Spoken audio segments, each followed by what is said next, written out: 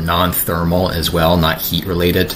So also when you get a lot of infrared and you raise your body temperature more and more and more, that actually reduces your body's ability to absorb certain infrared wavelengths, and it also reduces the efficacy of red light, actually. And that's a little more complicated to explain. So it's not really the best combination of having red with raising your core body temperature, basically, and getting a lot of infrared. Moving on here, as far as the infrared panels here, they're fine. I have no critique on these. Carbon infrared panels are great. They've always been great. They put out a great spectrum of infrared. They're actually fairly full spectrum, actually, when you look at the wavelength distribution reports from the factories that produce these. But here's the main critique, and let's see if we can find another photo. No? Okay. Let me scroll back up here, because, here, let's take a look at that here. Okay, how about this? All right.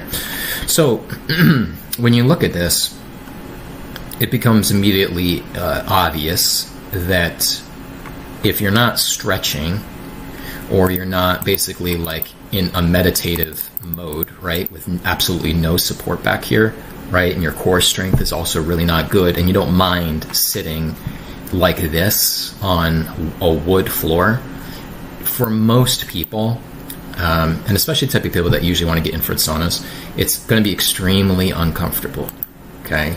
So there's just no way to actually relax in this thing. Now, you could lay down, right, and then you could put your feet up, and that's definitely obviously going to be a lot more comfortable.